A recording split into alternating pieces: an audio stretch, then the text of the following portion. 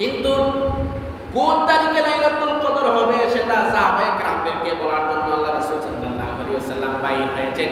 এমন অবস্থায় দুইজন লোক ঝগড়া বিবাদে লেগে থাকার কারণে ওই মীমাংসার জন্য রাসূল সাল্লাল্লাহু আলাইহি ওয়াসাল্লামকে নিয়ে গেলেন। আল্লাহ পাক রব্বুল আলামিন রাসূলের মন থেকে লাইলাতুল কদর কোন রাতে সেটা বলিয়ে দিলেন। এই বলানোর মধ্যে কি আমাদের জন্য আল্লাহ নির্দিষ্ট করে না দেওয়ার কারণে লাইলাতুল কদর তালাশ করার জন্য আমরা প্রতি রাতেই আমল বন্দেগী করব, তওবা ইস্তেগফার করব, আল্লাহ তাআলার কাছে সেটা পছন্দনীয় হবে, আল্লাহ তাআলা আমাদেরকে মাফ করে দেবেন। সুবহানাল্লাহ। এজন্য লাইলাতুল কদর শেষ দশকের যে কোনো রাতেই হতে পারে। আল্লাহ রাসূল সাল্লাল্লাহু আলাইহি ওয়াসাল্লামের হাদিস, বিশ্বনবী মুহাম্মদ রাসূলুল্লাহ সাল্লাল্লাহু আলাইহি ওয়াসাল্লাম বলেন, তোমরা রমাদানের শেষ দশকের বেজর রাতে লাইলাতুল কদর তালাশ করো। এজন্য 27 তারিখে লাইলাতুল কদর এটা বাবা অযৌক্তিক। এমন যদি মনে করেন লাইলাতুল কদর 27 তারিখে, এই 27 তারিখে লাইলাতুল কদর অন্য তারিখে হওয়ার সম্ভাবনা নাই, এই বিশ্বাস যদি আপনার থাকে তাহলে আল্লাহ রাসূল সাল্লাল্লাহু আলাইহি ওয়াসাল্লামের প্রতি আপনার বিন্দুতম ঈমান থাকলো না। কারণ হাদিসে এসেছে কি প্রত্যেকটা বেজর রাতে শবে কদর হতে পারে। এখন আপনি যদি মনে করেন না 27 তারিখেই শবে কদর, অন্যান্য বেজর রাতে শবে কদর হওয়ার সম্ভাবনা নাই, তাহলে আপনি হাদিস তো স্বীকার করেন। এজন্য মুমিনের উচিত আল্লাহ রাসূল সাল্লাল্লাহু আলাইহি ওয়াসাল্লামের হাদিস, যে ব্যক্তি রমাদানুল মুবারকের সেই বরকতপূর্ণ রজনী থেকে বঞ্চিত হলো, লাইলাতুল কদর থেকে বঞ্চিত হলো, প্রকৃতপক্ষে সেই সমস্ত কিছু থেকে বঞ্চিত হলো। এজন্য আমরা যদি লাইলাতুল কদরকে মিস না করতে চাই, রমাদানুল মুবারকের শেষ দশকে প্রতিটা রাত্রেই কাজে লাগাতে হবে। সম্মানিত হাজরিন,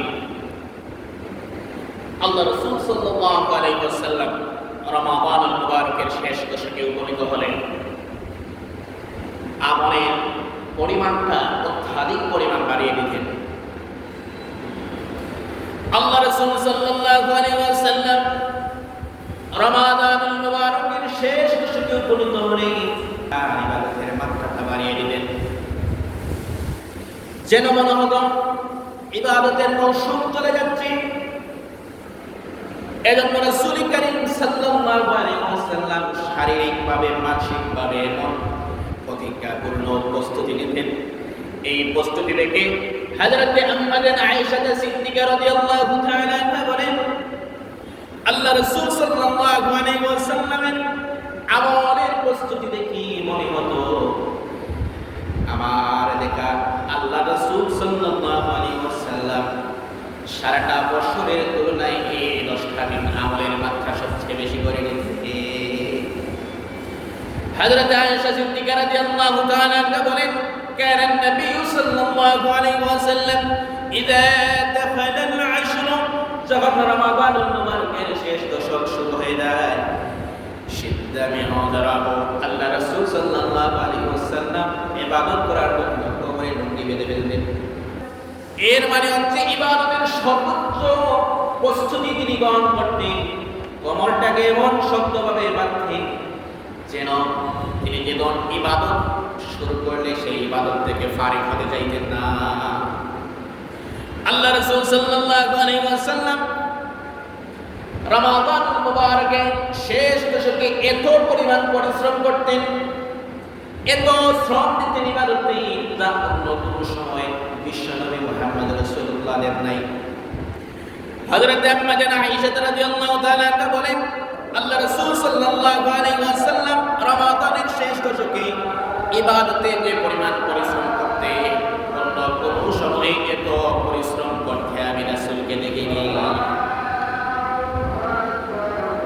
2 নম্বর যে আমার আল্লাহ রাসূল সাল্লাল্লাহু আলাইহি ওয়াসাল্লাম রমাদানুল মুবারকের শেষ দশকে উপনীত হয়ে গেলে রাসূল সাল্লাল্লাহু আলাইহি ওয়াসাল্লাম রাত্রি জেগে ইবাদত করতেন। রমাদানের প্রথম 20টা দিন আল্লাহ রাসূল সাল্লাল্লাহু আলাইহি ওয়াসাল্লাম কিয়ামুল লাইল আদায় করেছেন, রাতে কিছু অংশ ঘুমিয়েছেন, কিছু অংশ ইবাদত করেছেন। কিন্তু যেই মাত্র বিশ্বনবী মুহাম্মদ রাসূলুল্লাহ সাল্লাল্লাহু আলাইহি ওয়াসাল্লামের সামনে রমাদানুল মুবারকের শেষ 10টা দিন উপস্থিত হয়ে যায়, আল্লাহ রাসূল সাল্লাল্লাহু আলাইহি ওয়াসাল্লাম ওই 10টা রাত কিয়ামুল লাইলের পাশাপাশি রাতে ঘুমাতেন না।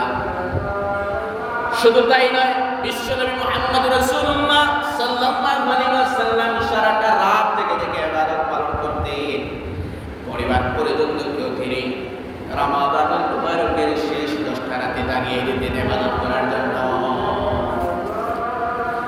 নিজের পরিবার পরিজনদেরকেও রমাদানুল মুবারকের শেষ দশকে ইবাদত বندگی করার জন্য রাসূল কারীম সাল্লাল্লাহু আলাইহি ওয়াসাল্লাম জাগিয়ে দিতেন।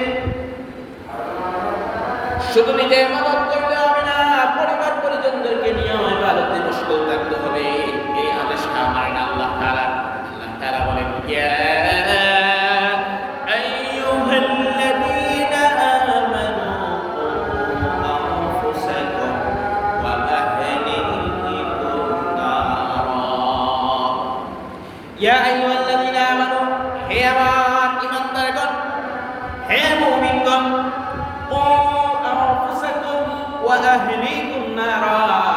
নিজে জাহান্নামের আগুন থেকে বাঁচো, পরিবার পরিজনদেরকে জাহান্নামের আগুন থেকে বাঁচাও। নিজে জাহান্নামের আগুন থেকে বাঁচতে হবে, পরিবার পরিজনদেরকেও জাহান্নামের আগুন থেকে বাঁচাতে হবে। আল্লাহ রাসূল সাল্লাল্লাহু আলাইহি ওয়াসাল্লামের আমল তাই বলে। আল্লাহ রাসূল সাল্লাল্লাহু আলাইহি ওয়াসাল্লাম রমাদানুল মুবারকের শেষ 10টা রাতে রাত্রি জাগরণ করতেন। শুধু একাক রাত্রি জাগরণ করতেন না, পরিবার পরিজনদেরকে জাগাতে পারতে। হযরত আয়েশা সিদ্দিকা রাদিয়াল্লাহু তাআলা আনহার হাদিস, كان النبي صلى الله عليه وسلم اذا دخل العش وايقظ اهله، যখন রাসূল করিম সাল্লাল্লাহু আলাইহি ওয়াসাল্লামের কাছে রমাদানুল মুবারকের শেষ দশক উপস্থিত হয়ে যেত, আল্লাহ রাসূল সাল্লাল্লাহু আলাইহি ওয়াসাল্লাম রাত্রি জাগে ইবাদত করার জন্য পরিবার পরিজনদেরকে রাত্রি জাগাতেন। আল্লাহ রাসূল সাল্লাল্লাহু আলাইহি ওয়াসাল্লামের মেয়ে ফাতিমা রাদিয়াল্লাহু তাআলা আনহা হযরত আলী রাদিয়াল্লাহু তাআলা আনহুকে বিশ্বনবী মুহাম্মদ রাসূলুল্লাহ সাল্লাল্লাহু আলাইহি ওয়াসাল্লাম ইবাদতের জন্য রমাদানের শেষ দশকে তিনি জাগিয়ে দিতেন। كان عمر بن الخطاب ويصلي كل ليلة ما شاء الله أن يصلي। হযরত ওমর ফারুক রাদিয়াল্লাহু তাআলা আনহু প্রতি রাতে আল্লাহ তাআলা যতটুকু সুযোগ করতেন ততটুকু নামাজ আদায় করতেন।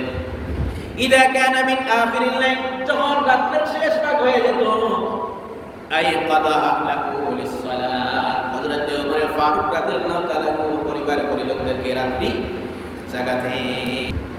আল্লাহ রাসূল সাল্লাল্লাহু আলাইহি ওয়াসাল্লামের চতুর্থ আমল ছিল রমাদানুল মুবারকের শেষ দশকে পরিষ্কার পরিচ্ছন্ন থাকা। আল্লাহ রাসূল সাল্লাল্লাহু আলাইহি ওয়াসাল্লামের হাদিস, পরিষ্কার পরিচ্ছন্ন ঈমানের অঙ্গ। আর রমাদানুল মুবারকের শেষ দশক যখন উপনীত হয়ে যেত, মদিনাবাসী এবং মক্কাবাসীদের একটা রেওয়াজ ছিল, যখন রমাদানের শেষ দশক তাদের সামনে উপস্থিত হতো, তখন মক্কা এবং মদিনাবাসী প্রতি রাতে, বেজুর রাতে কিংবা জোর রাতে, কোনো কোনো বর্ণনা এসেছে শেষ দশকের 10টি রাতে মদিনাবাসী এবং মক্কাবাসী লোকেরা পরিষ্কার পরিচ্ছন্ন হওয়ার জন্য গোসল করত। সন্ধ্যা পরে রাত্রিতে গোসল করে পাক পবিত্র হয়ে নামাজে লেগে যেত। আল্লাহ রাসূল সাল্লাল্লাহু আলাইহি ওয়াসাল্লামের পঞ্চম আমল ছিল লাইলাতুল কদর। রমাদানের শেষ দশকে লাইলাতুল কদরকে আল্লাহ পাক রব্বুল আলামিন আমাদের জন্য স্থির করে দিয়েছেন। আল্লাহ রাসূল সাল্লাল্লাহু আলাইহি ওয়াসাল্লামের কাছে সূরা লাইলাতুল কদর যখন নাযিল হয়, সাহাবায়ে কেরামদের নিয়ে বসা আল্লাহ রাসূল সাল্লাল্লাহু আলাইহি ওয়াসাল্লাম বনি ইসরাঈলের একজন মুজাহিদ যোদ্ধার কথা সাহাবায়ে কেরামদের কাছে আলোকপাত করেছিলেন। আল্লাহ রাসূল সাল্লাল্লাহু আলাইহি ওয়াসাল্লাম তাদেরকে বললেন, বনি ইসরাঈলের একজন আবেদ আছে, একজন নেক বান্দা আছে, যে বান্দা 1000 মাস দিনে রোজা রাখে, যুদ্ধ করে, রাত্রে সারা রাত দাঁড়িয়ে নামাজ আদায় করে। সাহাবায়ে কেরামরা এই ঘটনা শুনে আশ্চর্য। সাহাবায়ে কেরামরা ভাবলেন, যে ব্যক্তি 1000 মাস দিনে রোজা রাখে, দিনে কাফেরদের বিরুদ্ধে যুদ্ধ করে, রাত্রে আবার দাঁড়িয়ে সালাত আদায় করে, নামাজ আদায় করে, ওই ব্যক্তি না জানি কতটা ভাগ্যবান, কতটা পুণ্যবান।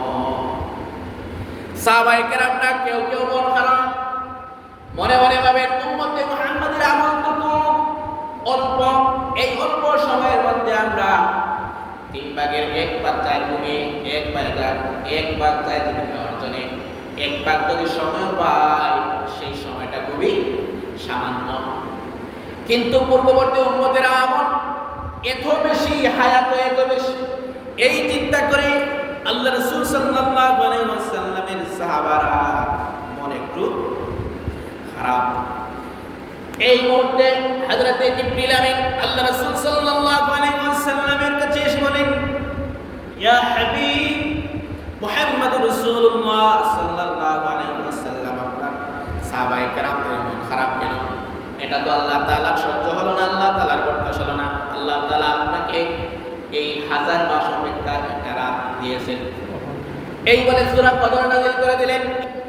আল্লাহ তাআলা বলেন, ইন্না আরসালনাহু ফি লাইলাতিল কদর, আমি এই গ্রন্থটি নাযিল করেছি মর্যাদাপূর্ণ এক রাতে।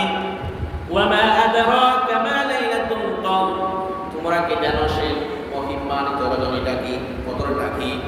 আল্লাহ তাআলা নিজেই বলছেন, লাইলাতুল কদরি খায়রুম মিন আলফি শাহর, এই রজনীটা হচ্ছে 1000 মাসের চেয়ে অপেক্ষা বেশি। তানাজ্জালুল মালাইকাতু ওয়ার রূহু ফিহা বিইذনি রাব্বিহিম মিন কুল্লি আমরিন সালাম। আল্লাহ তাআলা এই রাতের সম্মানে আকাশের যত ফেরেশতা আছে অগণিত ফেরেশতাকে জমিনে পাঠান জিবরাইল আমিনের তাদের বানিয়ে। আর আল্লাহ তাআলা আদেশ দেন সকল ধরনের শান্তির বার্তা নিয়ে হযরত জিবরিল আমিন ফেরেশতাদেরকে নিয়ে প্রত্যেক মুমিন বান্দাদের উপর আল্লাহ তাআলার শান্তির পয়গাম নিয়ে হুকুমান নিয়ে দুনিয়ার বুকে অবতরণ করে। সালামুন হিয়া হাত্তা মাতলাইল ফাজর, আর এই সময়টা তাকে ফজর পর্যন্ত ব্যক্তি বলেন সুবহান। আল্লাহ রাসূল সাল্লাল্লাহু আলাইহি ওয়াসাল্লাম আরেকটা হাদিস থেকে প্রমাণ পাওয়া যায় এই লাইলাতুল কদর নাযিল হওয়ার প্রেক্ষাপট আরেকটিও রয়েছে। বনি ইসরাইলের 4 জন আবেদ ছিল। এই 4 জন মানুষ এতটাই আমলওয়ালা ছিল, আল্লাহ রাসূল সাল্লাল্লাহু আলাইহি ওয়াসাল্লাম বলেন এই 4 জন মানুষ প্রায় 80টা বছর আল্লাহ তাআলার ইবাদত এমন ভাবে করেছে চোখের পলক পরিমাণ তারা আল্লাহ তাআলার নাফরমানি করে না। এখন তারা চিন্তা করলেন 80 বছর তারা এমন ইবাদত বন্দেগী করেছে চোখের পলকও তাদের আল্লাহ তাআলার নাফরমানি করে নাই, আমরা তো তা পারবো না। তখন এই সূরাটা আল্লাহ তাআলা নাযিল করেন। এই লাইলাতুল কদর কখন আমরা বাংলাদেশে লাইলাতুল কদরকে স্থির করে ফেলছি 27 রাতে লাইলাতুল কদর, কিন্তু কদর তো 27 তারিখও হতে পারে, 25 তারিখও হতে পারে, 23 তারিখও হতে পারে, অর্থাৎ রমাদানুল মুবারকের শেষ দশকের বেজোর রাত্রে যে কোনো এক রাত্রে সেই কদরটা হতে পারে। আল্লাহ রাসূল সাল্লাল্লাহু আলাইহি ওয়াসাল্লাম এই লাইলাতুল কদর তালাশ করার জন্য রমাদানুল মুবারকে প্রথম দশকে লাইলাতুল কদর তালাশ করার জন্য ইতিকাফে বসে গেলেন সাহাবায়ে কেরামদেরকে নিয়ে। সাহাবায়ে কেরামদেরকে নিয়ে রমাদানুল মুবারকের প্রথম দশক ইতিকাফ করা শেষ হয়ে গেল, কিন্তু লাইলাতুল কদর তিনি পেলেন না। হযরত জিবরিল আমিন এসে বলে, ইয়া রাসূলুল্লাহ, ইয়া হাবিবাল্লাহ, আপনি যেটা বুঝতেছেন সেটা সামনে। যেই জিবরিল আমিন বলল, ও আল্লাহর রাসূল সাল্লাল্লাহু আলাইহি ওয়াসাল্লাম, আপনি যেটা অন্বেষণ করতেছেন, খোঁজাখুঁজি করতেছেন, এই রাতটা সামনে রয়েছে। এই মুহূর্তে আল্লাহ রাসূল সাল্লাল্লাহু আলাইহি ওয়াসাল্লাম রমাদানুল মুবারকের মধ্য দশক মাগফিরাতের দশকে সাহাবায়ে কেরামদের নিয়ে ইতিকাফে বসে গেলেন। মধ্য দশক রাসূল কারীম সাল্লাল্লাহু আলাইহি ওয়াসাল্লাম ইতিকাফ শেষ করে ফেললেন, কিন্তু যে রাতের জন্য তিনি খোঁজাখুঁজি করতেছেন, অন্বেষণ করতেছেন, সে রাতটা তিনি পেলেন না। হযরত জিবরিল আমিন আবার আল্লাহ রাসূল সাল্লাল্লাহু আলাইহি ওয়াসাল্লাম কে বলে, ইয়া রাসূলুল্লাহ, ইয়া হাবিবাল্লাহ, আপনি যে রাতের জন্য ইবাদত বন্দেগী করতেছেন, যে রাতের জন্য ইতিকাফে বসেছেন, এই রাতটা তো সামনে রয়েছে। আল্লাহ রাসূল সাল্লাল্লাহু আলাইহি ওয়াসাল্লামকে হযরত জিবরিল আমিন এই ঘোষণা দেওয়ার পর সাহাবায়ে কেরামদেরকে আল্লাহ রাসূল সাল্লাল্লাহু আলাইহি ওয়াসাল্লাম আদেশ দিলেন, হে আমার সাহাবারা, তোমরা যারা প্রথম দশকে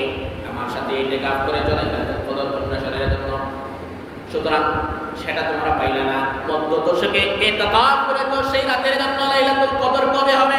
কিন্তু মধ্য দশকে তো লাইলাতুল কদর আমরা পেলাম না। জিবরিল আমিন জানিয়ে দিল আল্লাহ তাআলা লাইলাতুল কদর রেখেছেন রমাদানুল মুবারকের শেষ দশকে। সুতরাং সাহাবায়ে কেরাম যারা 20 দিন আমার সাথে ইতিকাফ করেছো, শেষের 10টা দিনও আমার সাথে তোমরা ইতিকাফে বসে যাও।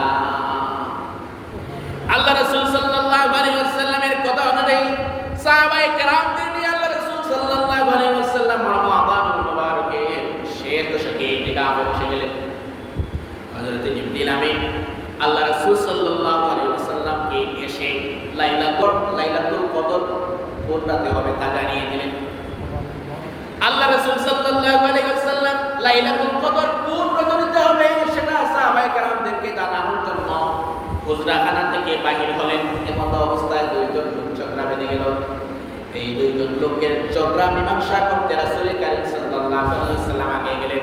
আর এই সময় আল্লাহ পাক রব্বুল আলামিন রাসূলের মন থেকে লাইলাতুল কদর কবে সেটা বলিয়ে দিলেন। বলেন সুবহানাল্লাহ। আল্লাহ রাসূল সাল্লাল্লাহু আলাইহি ওয়াসাল্লামের হাদিস, আল্লাহ রাসূল সাল্লাল্লাহু আলাইহি ওয়াসাল্লামকে লাইলাতুল কদর কবে তা জানিয়ে দেওয়া হয়েছিল, কিন্তু কোন তারিখে লাইলাতুল কদর হবে সেটা সাহাবায়ে কেরামদেরকে বলার জন্য আল্লাহ রাসূল সাল্লাল্লাহু আলাইহি ওয়াসাল্লাম বাইর হয়েছেন। এমন অবস্থায় দুইজন লোক ঝগড়া বিবাদে লেগে থাকার কারণে ওই মীমাংসার জন্য রাসূল সাল্লাল্লাহু আলাইহি ওয়াসাল্লামকে নিয়ে গেলে আল্লাহ পাক রব্বুল আলামিন রাসূলের মন থেকে লাইলাতুল কদর কোন রাতে সেটা বলিয়ে দিলেন। এই বলার মধ্যে কি আমাদের আল্লাহ আল্লাহ রাসূল সাল্লাল্লাহু আলাইহি ওয়াসাল্লাম বলেন, যেহেতু আল্লাহ তাআলা আমাকে ভুলিয়ে দিলেন, সুতরাং এই বলার মাধ্যমে তোমাদের কল্যাণ নিহিত আছে। তাফসীরকারকরা বলেন, লাইলাতুল কদর যদি নির্দিষ্ট করে দেওয়া হতো তাহলে আমরা তো কল্যাণ ভালো লাভ করতে পারতাম। আবার অন্যান্যরা ব্যাখ্যা করে যে লাইলাতুল কদর নির্দিষ্ট না করার কারণেও আমাদের মধ্যে কল্যাণ আছে। কিভাবে কল্যাণ? রমাদানুল মুবারক গুনাহ মাফের মাস, মাগফিরাত রহমত নাজাতের মাস। আল্লাহ রাসূল সাল্লাল্লাহু আলাইহি ওয়াসাল্লামের আদেশ, যে ব্যক্তি রমাদান পেল তো গুনাহ মাফ করতে পারবে না, ওই ব্যক্তির জন্য রাসূল ধ্বংস কামনা করেছেন। সুতরাং রমাদান যদি আমাদের কাছ থেকে চলে যায়, গুনাহ মাফ করতে পারলাম না, তাহলে তো আমার জীবন ধ্বংস, বৃথা। এই যে লাইলাতুল কদরকে নির্দিষ্ট করে দেওয়া হলো না, এই ওসিলায় আমরা লাইলাতুল কদর আল্লাহ রাসূল সাল্লাল্লাহু আলাইহি ওয়াসাল্লাম জানিয়ে দিলেন শেষ দশকের প্রতি বেজুর রাত। এই যে প্রতি বেজুর রাতে বলে দেয় নির্দিষ্ট না করার কারণে আমরা লাইলাতুল কদরকে তালাশ করার জন্য প্রতি রাতে ইবাদত বন্দেগী করব। প্রতি রাতে যদি আমরা ইবাদত বন্দেগী করি, একটা না একটা দিন তো আমরা লাইলাতুল কদর পেয়ে যাব। আর কিন্তু আমরা যে প্রতিদিন ইবাদত করলাম, কান্নাকাটি করলাম, গুনাহ মাফের জন্য আল্লাহর কাছে চাইলাম, এই এক্সট্রা সব কি পেতাম নির্দিষ্ট করে দিলেন। নির্দিষ্ট করে দিলেন যে তারিখ আল্লাহ রাসূল সাল্লাল্লাহু আলাইহি ওয়াসাল্লাম নির্দিষ্ট করতেন, ওই তারিখে আমরা ইবাদত করতাম। কিন্তু নির্দিষ্ট করে না দেওয়ার কারণে লাইলাতুল কদর তালাশ করার জন্য আমরা প্রতি রাতেই আমল বন্দেগী করব, তওবা ইস্তেগফার করব। আল্লাহ তাআলার কাছে সেটা পছন্দনীয় হবে, আল্লাহ তাআলা আমাদেরকে মাফ করে দেবেন। সুবহানাল্লাহ। এজন্য লাইলাতুল কদর শেষ দশকের যে কোনো রাতেই হতে পারে। আল্লাহ রাসূল সাল্লাল্লাহু আলাইহি ওয়াসাল্লামের হাদিস, বিশ্বনবী মুহাম্মদ রাসূলুল্লাহ সাল্লাল্লাহু আলাইহি ওয়াসাল্লাম বলেন, তোমরা রমাদানের শেষ দশকের বেজুর রাতে লাইলাতুল কদর তালাশ করো। অপর একটা হাদিসে আল্লাহ রাসূল সাল্লাল্লাহু আলাইহি ওয়াসাল্লাম বলেন, তোমরা রমাদানের শেষ রমাদানের 9 দিন আগে লাইলাতুল কদর তালাশ করো। এই হাদিস থেকে প্রমাণ পাওয়া যায় 21 তারিখ রাতে লাইলাতুল কদর। আল্লাহ রাসূল সাল্লাল্লাহু আলাইহি ওয়াসাল্লাম বলেন, তোমরা 27 তারিখ সবে কদর তালাশ করো। অন্য হাদিসে এসেছে তোমরা লাইলাতুল কদর 25 তারিখের রাতে তালাশ করো। এভাবে প্রত্যেকটা বেজুর রাতে তালাশ করার কথা হাদিসে এসেছে। এজন্য 27 তারিখে লাইলাতুল কদর এটা বাবা অযুক্তি। এমন যদি মনে করেন লাইলাতুল কদর 27 তারিখে, এই 27 তারিখে লাইলাতুল কদর অন্য তারিখে হওয়ার সম্ভাবনা নাই, এই বিশ্বাস যদি আপনার থাকে, তাহলে আল্লাহ রাসূল সাল্লাল্লাহু আলাইহি ওয়াসাল্লামের প্রতি আপনার বিন্দুতম ঈমান থাকলো না। কারণ হাদিসে এসেছে কি প্রত্যেকটা বেজুর রাতে সবে কদর হতে পারে। এখন আপনি যদি মনে করেন না 27 তারিখেই সবে কদর, অন্যান্য বেজুর রাতে সবে কদর হওয়ার সম্ভাবনা নাই, তাহলে আপনি হাদিসকে স্বীকার করুন। আল্লাহ রাসূল সাল্লাল্লাহু আলাইহি ওয়াসাল্লাম সাহাবায়ে কেরামদের বলেন, তোমরা যদি দুর্বল হয়ে থাকো, অসুস্থ হয়ে থাকো, কমপক্ষে কমপক্ষে রমাদানের 7টা দিনকে বিশেষভাবে গুরুত্ব দেও। এ থেকে প্রমাণ পাওয়া যায় শেষের 7 দিনে লাইলাতুল কদর থাকতে পারে। আল্লাহ রাসূল সাল্লাল্লাহু আলাইহি ওয়াসাল্লামের একটা হাদিস, লাইলাতুল কদর এমন একটা নাম ছিল যে লাইলাতুল কদর সম্পন্ন হওয়ার পর আবু মুহাম্মদ রাসূলুল্লাহ সাল্লাল্লাহু আলাইহি ওয়াসাল্লাম সাহাবায়ে কেরামদেরকে নিয়ে মসজিদে নববীতে নামাজ আদায় করলেন। সাহাবায়ে কেরাম বাক্য বলতে গেছিল আল্লাহ রাসূল সাল্লাল্লাহু আলাইহি ওয়াসাল্লামের নাকে কপালে কাদার চিহ্ন। এখন সাহাবী ইবনে আব্বাস রাদিয়াল্লাহু তাআলা চিন্তা করে বার করলেন, আল্লাহ রাসূল সাল্লাল্লাহু আলাইহি ওয়াসাল্লাম হাদিস বর্ণনা করেছেন লাইলাতুল কদর সেই রাতে ছিল যেদিন ঘুরে আল্লাহ রাসূল সাল্লাল্লাহু আলাইহি ওয়াসাল্লামের কপালে এবং নাকে কাদার চিহ্ন দেখা দিয়েছে। এখন উনি তুলাইবা করছেন কবে মক্কায় মদিনায় বৃষ্টি হয়েছিল। আগে তো খেজুর গাছের পাতা দিয়ে ছাউনি ছিল, বৃষ্টি হলে কাদা হয়ে যেত, তখন সিজদা দিলে কপালে নাকে কাদা লেগে যেত। এখন ইবনে আব্বাস রাদিয়াল্লাহু তাআলা চিন্তা করতেছে বলে আল্লাহ রাসূলের এই হাদিসের যুক্তি দিয়ে আমাদের কি লাইলাতুল কদর দুর্গাতে ছিল। এখন ইনি খুঁজে বুঝতেছে সাহাবীদেরকে জিজ্ঞেস করতেছেন আল্লাহ রাসূল সাল্লাল্লাহু আলাইহি ওয়াসাল্লামের কপালে নাকে কাদা ছিল কোন দিন মনে আছে কি মনে আছে? ওনারা বলতে বলেন আল্লাহ রাসূল সাল্লাল্লাহু আলাইহি ওয়াসাল্লামের কপালে এবং নাকে কাদার চিহ্ন ছিল, বৃষ্টি হয়েছিল 23 তারিখ রাতে। বলেন সুবহানাল্লাহ। এর থেকে প্রমাণ পাওয়া যায় 23 তারিখ রাতেও লাইলাতুল কদর হতে পারে। এজন্য মুমিনের উচিত আল্লাহ রাসূল সাল্লাল্লাহু আলাইহি ওয়াসাল্লামের হাদিস, যে ব্যক্তি রমাদানুল মুবারকের সেই বরকতপূর্ণ রজনী থেকে বঞ্চিত হলো, লাইলাতুল কদর থেকে বঞ্চিত হলো, প্রকৃতপক্ষে সে সমস্ত কিছু থেকে বঞ্চিত হলো। যে লাইলাতুল কদর থেকে, কদরের রহমত, বরকত, মাগফিরাত থেকে, কল্যাণ থেকে বঞ্চিত হলো, প্রকৃতপক্ষে সে হতভাগা। এজন্য আমরা যদি লাইলাতুল কদরকে মিস না করতে চাই, রমাদানুল মুবারকের শেষ দশকে প্রতিটা রাত্রে কাজে লাগাতে হবে। লাইলাতুল কদর তালাশ করতে হলে বাংলাদেশের শুধু বেজুর রাত্রিতে আপনারা করবেন না। যদি কোনো অংশে আপনার কাছ থেকে লাইলাতুল কদর ছুটে যায়, বলতো আফসোস ছাড়া কিছু থাকবে না। লাইলাতুল কদরের কিছু আলামত আল্লাহ রাসূল সাল্লাল্লাহু আলাইহি ওয়াসাল্লাম হাদিস, এই দিন রাত্রে নাতিশীতোষ্ণ আবহাওয়া প্রবাহমান থাকবে, গরমও লাগবে না বেশি, ঠান্ডাও লাগবে না শেষে, মধ্যম আবহাওয়া থাকবে, গরমও লাগবে না, ঠান্ডাও লাগবে না। কোনো হাদিস এসেছে এই রাত্রে বৃষ্টি হতে পারে, কোনো হাদিস এসেছে লাইলাতুল কদরের রাত চলে যাওয়ার পর সেই দিনের আলো, সূর্য যেটা উঠবে সেটা এত গরম প্রদীপ দিবে না, একটা মিষ্টান্ন আলো দিবে, মিষ্টি আলো দিবে। আল্লাহ রাসূল সাল্লাল্লাহু আলাইহি ওয়াসাল্লাম এরকম বেশ কিছু আমল বলে দিয়েছেন। আর আল্লাহ রাসূল সাল্লাল্লাহু আলাইহি ওয়াসাল্লাম আরেকটা হাদিস থেকে প্রমাণ পাওয়া যায় লাইলাতুল কদরের অন্যতম আরেকটা আমল হচ্ছে আপনার ইবাদত করতে মন থেকে একটা ভালো লাগা কাজ করবে। কেন ভালো লাগা কাজ করবে? ওই যে হযরত জিবরিল আমিন ফেরেশতাদের নিয়ে আসবেন, হাদিসে এসেছে লাইলাতুল কদরে আল্লাহ তাআলার নির্দেশে ফেরেশতারা মুমিনের জন্য মুমিনের কাছে এসে সালাম দেয়, হাত মিলায়, বুক মিলায়।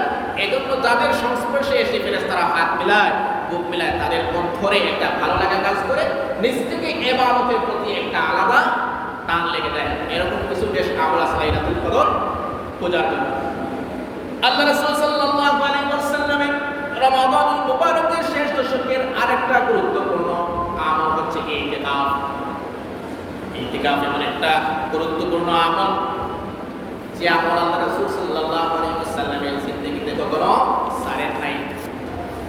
আল্লাহ রাসূল সাল্লাল্লাহু আলাইহি ওয়াসাল্লাম তার সমস্ত জিন্দেগিতে ইতিকাফের আমলটা ছাড়েন নাই, আর মুমিনরা অনায়াসে ছেড়ে দেয়।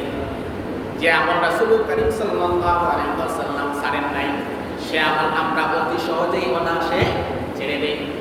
আমরা তো হুব্বে রাসূল, আশিক রাসূলের অভাব নাই। আশিক রাসূল বলে বলে ফানাফিল্লাহ হয়ে যায়, উতলা হয়ে যায়। অথচ আল্লাহ রাসূল সাল্লাল্লাহু আলাইহি ওয়াসাল্লামের গুরুত্বপূর্ণ আমল, যে আমল রাসূল করিম সাল্লাল্লাহু আলাইহি ওয়াসাল্লাম কখনো ছাড়েন নাই, সেটা আমল আমরা করতে এতটা অবহেলা। মুসল্লিরা কেউ, মহল্লার কেউ বসতে রাজি না, মধ্যলি সেক্রেটারি বলে বলে আমরা তো আর সময় নাই, ব্যস্ততা। ইমাম মাজিদকে টাকা দিয়ে বসায়, কেউ যদি টাকা দিয়ে ইতিকাফে বসায়, মহল্লাবাসীর হকও আদায় হবে না, আর যে টাকা দিয়ে ইতিকাফে বসে তার ইতিকাফ হবে। ইতিকাফ হতে হবে একমাত্র রবের সন্তুষ্টির জন্য, কিসের জন্য? এখন যদি মনে করেন কেউ ইতিকাফে ঢুকতেছে না, এখন টাকা পয়সা দিয়ে ইমাম মুহাম্মদ সাহেবকে ইতিকাফে ঢুকিয়ে দেয়, আর মহল্লাবাসীরা গুনাহ থেকে বেঁচে যায়। মহল্লাবাসীরা গুনাহগার হবে, যে ব্যক্তি ইতিকাফ করবে তার ইতিকাফ তো হবেই না, বরং সেও না। ইতিকাফ হতে হবে তার জন্য, একমাত্র রবের জন্য। আল্লাহ রাসূল সাল্লাল্লাহু আলাইহি ওয়াসাল্লাম জীবনে কখনো ইতিকাফ ছাড়েননি। মাত্র 2 বছর ইতিকাফ ছেড়েছিলেন, 2 বছর ইতিকাফ ছেড়েছিলেন, কিন্তু তাও তিনি কাজা আদায় করেছেন। আল্লাহ রাসূল সাল্লাল্লাহু আলাইহি ওয়াসাল্লাম মক্কা বিজয়ের সময় ইতিকাফ ছুটে গিয়েছিল। মক্কা বিজয় করার পর পরবর্তী বছর আল্লাহ রাসূল সাল্লাল্লাহু আলাইহি ওয়াসাল্লাম এই যে ইতিকাফ ছুটেছিল এজন্য 20 দিন ইতিকাফ করেছেন, বলেন সুবহানাল্লাহ। আরেকবার আল্লাহ রাসূল সাল্লাল্লাহু আলাইহি ওয়াসাল্লাম ইতিকাফে বসে মসজিদে নববীতে তাঁবু লাগাইছেন। তুর্কিরা যেমন তাঁবু লাগায়, আল্লাহ রাসূল সাল্লাল্লাহু আলাইহি ওয়াসাল্লাম হাদিসে উল্লেখ আছে তুর্কিরা যেভাবে তাঁবু টানাতো সেভাবে আল্লাহ রাসূল সাল্লাল্লাহু আলাইহি ওয়াসাল্লাম মসজিদে নববীর মধ্যে একটা তাঁবু টানাইছেন। এই তাঁবু টানানো থেকে আল্লাহ রাসূল সাল্লাল্লাহু আলাইহি ওয়াসাল্লামের বিবি হযরত আয়েশা সিদ্দিকা রাদিয়াল্লাহু তাআলা আল্লাহ রাসূলকে বললেন, ইয়া রাসূলুল্লাহ, ইয়া হাবিবাল্লাহ, আমরাও কি ইতিকাফ করতে পারবো? আল্লাহ রাসূল সাল্লাল্লাহু আলাইহি ওয়াসাল্লাম আয়েশাকে বললেন, আয়েশাকে সত্য নামে ডাকতেন, হুরায়রা, হুমায়রা, ইয়া হুমায়রা, যাও তুমি ইতিকাফে বসে যাও, অনুমতি দিলাম। যেই আয়েশা রাদিয়াল্লাহু তাআলা ইতিকাফে বসার জন্য মসজিদে নববীতে আরেকটা তাঁবু টানাইছেন, তখন ওমর রাদিয়াল্লাহু তাআলার রূপে আল্লাহ রাসূল সাল্লাল্লাহু আলাইহি ওয়াসাল্লামের বিবি হযরত হাফসা রাদিয়াল্লাহু তাআলা উনিও বলতেছেন যে আয়েশা যখন ইতিকাফে বসেছে তাহলে আমিও ইতিকাফে বসবো। হযরত হাফসা রাদিয়াল্লাহু তাআলা আনহার এই ইচ্ছা দেখে আরেকজন আল্লাহ রাসূল সাল্লাল্লাহু আলাইহি ওয়াসাল্লামের বিবি উনিও বললেন আমিও ইতিকাফে বসবো। এরকম করে করে আল্লাহ রাসূল সাল্লাল্লাহু আলাইহি ওয়াসাল্লামের যতজন বিবি ছিলেন সবাই ইতিকাফে বসার জন্য মসজিদে নববীতে একটা তাঁবু টানিয়েছে। আল্লাহ রাসূল সাল্লাল্লাহু আলাইহি ওয়াসাল্লাম এখন তো বর্তমান সময়ের মধ্যে মদিনার মসজিদ এত বড় ছিল না। আল্লাহ রাসূল সাল্লাল্লাহু আলাইহি ওয়াসাল্লাম মসজিদের মধ্যে এসে ঢুকে দেখলেন যে তাঁবু আর তাঁবু। উনি এসে দেখেন তাঁবু আর তাঁবু, নামাজ পড়ার জায়গা নাই, বলেন সুবহানাল্লাহ। এই অবস্থা দেখে আল্লাহ রাসূল সাল্লাল্লাহু আলাইহি ওয়াসাল্লাম বলেন, এই যদি অবস্থা হয় তাহলে আমরা ইতিকাফই করব না। এই যে মান অভিমান একটা বিষয় আছে না, স্ত্রীদের সাথে মান অভিমান করে, এই মান অভিমান করার কারণে আল্লাহ রাসূল সাল্লাল্লাহু আলাইহি ওয়াসাল্লাম এই বছর ইতিকাফ থেকে বিরত থাকছিলেন। ইতিকাফ থেকে বিরত থাকছিলেন, কিন্তু রাসূলের মন কসকস করতেছে, ইতিকাফে বসলাম না, ইতিকাফে বসলাম।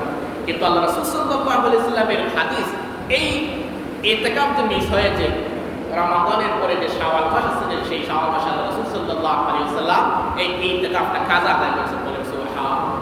সুতরাং দেখা গেল 2 বছর আল্লাহ রাসূল সাল্লাল্লাহু আলাইহি ওয়াসাল্লামের কাছ থেকে ইতিকাফ ছুটে গিয়েছিল, কিন্তু এই 2 বছরে পরবর্তীতে কি আদায় করে দেন। এই ইতিকাফ আমাদেরকে পালন করতে হবে। এই ইতিকাফ আবার 3 প্রকার: সুন্নত ইতিকাফ, নফল ইতিকাফ, ওয়াজিব ইতিকাফ। সুন্নতে মুআক্কাদা, রমাদানের যে 10 দিনের ইতিকাফ, এটা কি সুন্নতে মুআক্কাদা কিফায়া। এটা যদি মহল্লার সবার পক্ষ থেকে কমপক্ষে একজন আদায় করে তাহলে মহল্লাবাসীর হক আদায় হয়ে যাবে। কিন্তু কেউ যদি আদায় না করে সমস্ত মহল্লাবাসী গুনাহগার। 2 নম্বর নফল ইতিকাফ, সেটা হচ্ছে এই আপনি যদি 10 দিন থাকতে না পারেন, কমপক্ষে 1 দিন থাকেন, 2 দিন থাকেন, 3 দিন থাকেন, এইগুলো হচ্ছে নফল ইতিকাফ, মসজিদে রাখতে হবে রোজা রাখা অবস্থায়। আর ওয়াজিব ইতিকাফ, আপনি মান্যত করলেন আমার ওই জিনিসটা পূরণ হয়ে গেলে বা ওইটা হয়ে গেলে আমি একদিন ইতিকাফ করব, বা এরকম মান্যত করে না, বিপদ আপদ থেকে মুক্তি পাওয়ার জন্য অনেকে মানুষ মান্যত করে যে আমি যদি এই জিনিসটা থেকে মুক্তি পেয়ে যাই, আল্লাহ তাআলা সন্তুষ্টির জন্য আমি একদিন কিংবা 2 দিন কিংবা 5 দিন মান্যত করলাম, ওয়াজিব। এটা হচ্ছে ওয়াজিব ইতিকাফ। কিংবা ওয়াজিব ইতিকাফ সেটাও হয়ে যায় আপনি 10 দিনের জন্য ইতিকাফে বসতেন, এখন যে কোনো কারণে আপনার ইতিকাফ ভঙ্গ হয়ে গেছে, কিন্তু এই ইতিকাফটা পূরণ করার জন্য আপনার জন্য ওয়াজিব হয়ে যায়। এই হচ্ছে 3 ধরনের ইতিকাফ। আল্লাহ রাসূল সাল্লাল্লাহু আলাইহি ওয়াসাল্লাম এই ইতিকাফ করতে কেন করতেন? লাইলাতুল কদর তালাশ করার জন্য। কেন? লাইলাতুল কদর তালাশ করার জন্য। আল্লাহ রাসূল সাল্লাল্লাহু আলাইহি ওয়াসাল্লাম বলেন, কেউ যদি ইতিকাফ বসে সে সবে কদর পেল মনে করেই যেন ইতিকাফ করে, বলেন সুবহানাল্লাহ। কারণ ইতিকাফকারীর মর্যাদা আল্লাহ রাসূল সাল্লাল্লাহু আলাইহি ওয়াসাল্লাম এত বেশি বর্ণনা করেছেন। আল্লাহ রাসূল সাল্লাল্লাহু আলাইহি ওয়াসাল্লাম ইতিকাফের ফজিলত বর্ণনা করতে গিয়ে বলেন, হে আমার সাহাবারা শুনো, আমার যে উম্মত রমাদানের ইতিকাফে বসবে আল্লাহ পাক রব্বুল আলামিন ওই বান্দাকে জাহান্নাম থেকে 3 খন্দক পরিমাণ দূরত্ব রেখে দেবে। সাহাবায়ে কেরামরা বলল, ইয়া রাসূলুল্লাহ, ইয়া হাবিবাল্লাহ, এই যে 3 খন্দক পরিমাণ দূরে রাখা হবে, এই 1 খন্দকের পরিমাণ কতটুকু? আল্লাহ রাসূল সাল্লাল্লাহু আলাইহি ওয়াসাল্লাম বলেন, এক খন্দকের পরিমাণ হলো পৃথিবীর এক প্রান্ত থেকে শুরু করে অপর প্রান্ত পরিমাণ যতটা দূরত্ব, আসমান থেকে জমিনের যতটা দূরত্ব, এক খন্দকের দূরত্ব হচ্ছে ততটুকু। বলেন সুবহানাল্লাহ।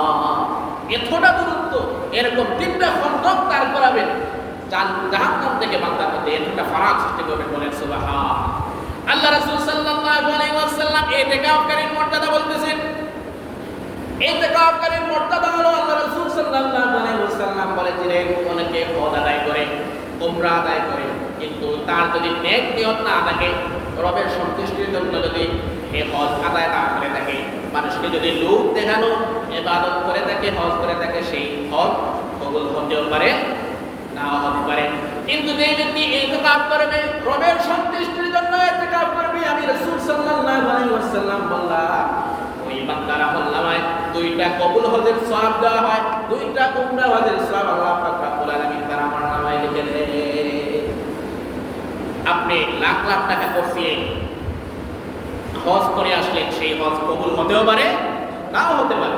আপনার মনে যদি যাত্রা পরিমাণ লোক দেখানো জিনিসটা হয়ে যায়, আমার এত কম সম্পদ, এখন যদি হজ না করি মানুষে কি মনে করবে, কিপটা বাড়বে, এই চিন্তায় যদি আপনি হজ করেন, হজ হলো না। কিন্তু আল্লাহ রাসূল সাল্লাল্লাহু আলাইহি ওয়াসাল্লাম বলেন, যে ব্যক্তি রমাদানে শেষ দশকে ইতিকাফে বসে যায়, এই ইতিকাফকারীর ফজিলত হলো মাকবুল 2টা হজ আল্লাহ পাক রব্বুল আলামিন তার আমলনামায় লিখে দেন। 2 নম্বর 2টা উমরা হজের সওয়াব আল্লাহ পাক রব্বুল আলামিন তার আমলনামায় লিখে দেন। ইতিকাফকারীর 3 নম্বর ফজিলত হচ্ছে, আল্লাহ রাসূল সাল্লাল্লাহু আলাইহি ওয়াসাল্লাম বলেন, ইতিকাফকারী সমাজের মহল্লার হক আদায় করার জন্য, সুন্নতে মুআক্কাদা আদায় করার জন্য সে ইতিকাফে বসে মহল্লাবাসীর পক্ষ থেকে। ইতিকাফকারীর 3 নম্বর মর্যাদা হচ্ছে, ইতিকাফকারী মসজিদে অবস্থান করে, ইতিকাফ থাকাকালীন অবস্থায় সে ইতিকাফে বসে বাহিরের যত মানুষ নেক আমল করবে, যাকাত দিবে, নামাজ আদায় করবে, গরীবদেরকে দান করবে, যত ভালো ভালো কাজ করবে, এই মহল্লার কোনো মানুষ যদি কোরআন তেলাওয়াত করে, নামাজ পড়ে, হজ করে, সমস্ত নেক আমলের সবটুকু ওই ইতিকাফকারীর আমলনামায় আল্লাহ তাআলা লিখে দেবে। এখন মনে করেন একটা মহল্লার 10,000 মানুষ বসবাস করে, এই 10,000 মানুষের মধ্যে এখন তো আর আধুনিক যুগ, ব্যস্ততার শেষ নাই, এই 10,000 মুসল্লিদের মধ্যে একজন বসতে ইতিকাফে, এই 10,000 মুসল্লির মধ্যে যত মানুষ নেক আমল করবে, প্রত্যেক ব্যক্তি যে আমল অধিকারী হবে, সেই আমলটা আল্লাহ পাক রব্বুল আলামিন ইতিকাফকারী আমলনামায় লিখে দেন। বলেন সুবহান। এখন মনে করেন যে বাহিরে যারা যদি পাপ করে, এই পাপটা কি তার উপর লেখা হবে না? সেই পাপটা লেখা হবে না। আল্লাহ রাসূল সাল্লাল্লাহু আলাইহি ওয়াসাল্লাম কি ইতিকাফকারী কি মর্যাদা বলছেন, সাহাবায়ে কেরামদের খুশি করতেছেন, সাহাবারা দোষ দিন, তোমরা মসজিদের মধ্যে সীমাবদ্ধ থাকবে, সমাজে চলাচল করতে পারবে না, তুমি হয়তো বাহিরে থাকলে দান সদকা করতে, তুমি হয়তো বাহিরে থাকলে হয়তো হজ করতে, উমরা করতে, কিন্তু সেটা তো তুমি করতে পারবে না, যেহেতু সমাজের জন্য সমাজকে তুমি দায়বদ্ধ করেছো। সুতরাং সমাজের যত মানুষ নেক আমল করবে, সমস্ত নেক আমল তোমার আমলনামায় হবে। সুবহানাল্লাহ। এজন্য আল্লাহ রাসূল সাল্লাল্লাহু আলাইহি ওয়াসাল্লাম ইতিকাফকারীর মর্যাদা 4 নম্বর পয়েন্টে বলেন, ইতিকাফকারীদের জন্য আল্লাহ রাসূল সাল্লাল্লাহু আলাইহি ওয়াসাল্লাম বলেন, ইতিকাফকারীদের জন্য ফেরেশতারা রহমত, বারাকাত এবং তাদের জন্য মাগফিরাতের দোয়া অবরত করতে থাকে। হাদিসে পাওয়া যায়, যারা ইলম অন্বেষণ করে, আলেম যারা, তাদের জন্য ফেরেশতারা পাখা বিছিয়ে দেয়, তাদের নূরের পাখা বিছিয়ে দেয়। এরকম অনেক আছে, জুমার রাতে যারা নামাজ আদায় করে, আল্লাহ রাসূল সাল্লাল্লাহু আলাইহি ওয়াসাল্লামের উপর দরুদ করে, তাদের জন্য ফেরেশতারা দোয়া করতে থাকে। তেমনি ভাবে ইতিকাফ যারা করবে, এই ইতিকাফকারীদের জন্য ফেরেশতারা রহমত, বারাকাত এবং মাগফিরাতের দোয়া অনবরত করতেই থাকে। ইতিকাফকারীদের আরেকটা মর্যাদা হলো, আল্লাহ রাসূল সাল্লাল্লাহু আলাইহি ওয়াসাল্লাম বলেন, ইতিকাফকারীরা যেহেতু মসজিদেই থাকে, সুতরাং তাদের অভ্যাসই হয়ে যায় একক নামাজ শেষ হওয়ার পর অন্য নামাজের অপেক্ষা করা। আল্লাহ রাসূল সাল্লাল্লাহু আলাইহি ওয়াসাল্লাম বলেন, কাল কিয়ামতের ময়দানে আরশে আজিমের ছায়ার তলে 7 শ্রেণীর মানুষ জায়গা পাবে, যেদিন আর কোনো ছায়া থাকবে না। সব মানুষ হায় উল্লাস করবে, আফসোস করবে তাদের পাপের জন্য, তাদের শাস্তির জন্য। নির্দিষ্ট পরিমাণ পাপে তাদেরকে ঘেরাও করে ফেলবে, শাস্তি ঘেরাও করে ফেলবে। এই অবস্থায় আল্লাহ পাক রব্বুল আলামিন 7 শ্রেণীর মানুষদেরকে আরশের ছায়ায় স্থান দেবেন, হাউজে কাউসারের পানি পান করাবেন। হাউজে কাউসারের পানি পান করালে তার সেই জগতে আর কোনোদিন পিপাসা লাগবে না। সেই 7 শ্রেণীর এক শ্রেণী হলো যে ব্যক্তি নামাজ আদায় করার পর অন্য নামাজের জন্য অপেক্ষা করে, কবে একক নামাজ পড়ছে, অপরক নামাজ কবে আসবে, আর মসজিদে কবে যাব, এই চিন্তা যারা লালন করে আল্লাহ রাসূল সাল্লাল্লাহু আলাইহি ওয়াসাল্লাম বলেন তাদেরকে আরশের ছায়ার তলে স্থান দেওয়া হবে। ইতিকাফকারীরা তো এটা অটোমেটিক হয়ে যায়, একক নামাজ আদায় করার পর অন্য নামাজের জন্য তারা অপেক্ষা করে। আল্লাহ রাসূল সাল্লাল্লাহু আলাইহি ওয়াসাল্লামের আরেকটা হাদিস, আল্লাহ রাসূল সাল্লাল্লাহু আলাইহি ওয়াসাল্লাম বলেন ইতিকাফকারীরা যদি মসজিদে কোনো ইবাদত ফরজ ওয়াজিব নামাজ আদায় করার পর মসজিদে কোনো ইবাদত প্রত্যেকে না করেও পাপ কাজ না করে শুধু ঘুমায়, তার সবটুকু আল্লাহ পাক রব্বুল আলামিন অন্যদের তুলনায় বাড়িয়ে দেবে। আল্লাহ রাসূল সাল্লাল্লাহু আলাইহি ওয়াসাল্লাম বলেন কেউ যদি এশার নামাজ জামাতের সহিত আদায় করলো আর ফজরের নামাজ জামাতের সহিত আদায় করলো মধ্যরাত্রিতে, সে যদি ঘুমিয়ে কাটায় আল্লাহ পাক রব্বুল আলামিন তার আমলনামায় সবটুকু দেবে। মানে ইতিকাফকারীরা তো জামাতের নামাজ পড়বে নিশ্চিত, দাও নিশ্চিত। এখন যদি কেউ এশার নামাজ আদায় করার পরে ইতিকাফকারী ঘুমিয়েও যায়, ফজরের নামাজ জামাতে আদায় করে, লাইলাতুল কদর তার নিশ্চিত। কি বলে আল্লাহ রাসূল সাল্লাল্লাহু আলাইহি ওয়াসাল্লামের এতটা ফজিলত করবে। এজন্য আল্লাহ রাসূল সাল্লাল্লাহু আলাইহি ওয়াসাল্লাম ইতিকাফ তালাশ করার জন্য রমাদানের শেষ দশকে লাইলাতুল কদর তালাশ করার জন্য ইতিকাফে বসে যেতেন। ইতিকাফ এতটা গুরুত্বপূর্ণ। একটা হাদিস প্রথমে বলছিলাম তখন কেউ ছিল না, আবার এটা শুনিয়ে দিই। আল্লাহ রাসূল সাল্লাল্লাহু আলাইহি ওয়াসাল্লাম এই শবে কদর তালাশ করার জন্য রমাদানুল মুবারকের প্রথম দশকে ইতিকাফ করতেন। প্রথম দশকে ইতিকাফ করার পর লাইলাতুল কদর পেলেন না। হযরত জিবরিল আমিন রাসূল কারীম সাল্লাল্লাহু আলাইহি ওয়াসাল্লামকে এসে বলেন, ইয়া রাসূলুল্লাহ, ইয়া হাবিবাল্লাহ, আপনি যে রাতটা উজাগরি করতেছেন সেটা সামনে রয়েছে। আল্লাহ রাসূল সাল্লাল্লাহু আলাইহি ওয়াসাল্লাম শবে কদর তালাশ করার জন্য রমাদানের মধ্য দশকে ইতিকাফ করেন। রমাদানের মধ্য দশকে ইতিকাফ শেষ হয়ে গেল, কিন্তু শবে কদর পেলেন না। হযরত জিবরিল আমিন আল্লাহ রাসূল সাল্লাল্লাহু আলাইহি ওয়াসাল্লামকে এসে বলেন, ইয়া রাসূলুল্লাহ, ইয়া হাবিবাল্লাহ, আপনি যেটা খোঁজাখুঁজি করতেছেন সেটা আরো সামনে রয়েছে। আল্লাহ রাসূল সাল্লাল্লাহু আলাইহি ওয়াসাল্লাম সাহাবায়ে কেরামদের বলেন, হে আমার সাহাবারা, যারা তোমরা আমার সাথে প্রথম 10 দিন ইতিকাফ করেছো কিন্তু লাইলাতুল কদর পাও নাই, মধ্য দশক ইতিকাফ করেছো লাইলাতুল কদর পাও নাই, জিবরিল আমিন জানিয়ে দিল এই শেষ দশকের শেষ দশকে নাকি লাইলাতুল কদর রয়েছে। সুতরাং এ সাহাবারা 20 দিন আমার সাথে ইতিকাফ করেছো, তোমরা শেষের 10টা দিন আমার সাথে ইতিকাফে বসে যাও। এরপর আল্লাহ রাসূল সাল্লাল্লাহু আলাইহি ওয়াসাল্লাম বলেন, লাইলাতুল কদর কোন রাত্রিতে হবে সেটা আমাকে জানিয়ে দেওয়া হলো। কোন রাত্রিতে লাইলাতুল কদর হবে সেই রাত্রিটা রাসূলকে জানিয়ে দেওয়া হলো। আল্লাহ রাসূল সাল্লাল্লাহু আলাইহি ওয়াসাল্লাম লাইলাতুল কদর ওই রজনীর রাতে এটা সাহাবায়ে কেরামদেরকে জানানোর জন্য হুজরাখানা থেকে বাইরে হলেন। হুজরা থেকে বাইরে হয়ে দেখলেন দুইজন সাহাবা ঝগড়া বিবাদে লেগে গেল। এই ঝগড়া বিবাদ মীমাংসা করার জন্য রাসূল কারীম সাল্লাল্লাহু আলাইহি ওয়াসাল্লাম যখন আগিয়ে গেলেন, তখন আল্লাহ পাক রব্বুল আলামিন রাসূলের অন্তর থেকে লাইলাতুল কদর কোন তারিখে সেই জিনিসটা বলিয়ে দিলেন। সুবহানাল্লাহ। কেন বলিয়ে দিলেন? যাতে আমরা বেশি বেশি ইবাদত করতে পারি। আমরা তো দুর্বল উম্মত। যদি লাইলাতুল কদর নির্দিষ্ট করে দেওয়া হতো 27 তারিখ লাইলাতুল কদর, তাহলে আমরা 27 তারিখে মসজিদে আসতাম, আর অন্য কোনো দিন মসজিদে আসতাম না। আল্লাহ রাসূল সাল্লাল্লাহু আলাইহি ওয়াসাল্লাম হাদিসের শেষ অংশে বলেন, জিবরিল আমিন আমাকে জানিয়ে দিল লাইলাতুল কদর রমাদানুল মুবারকের শেষ দশকের বেজুর রাত্রিতে রয়েছে।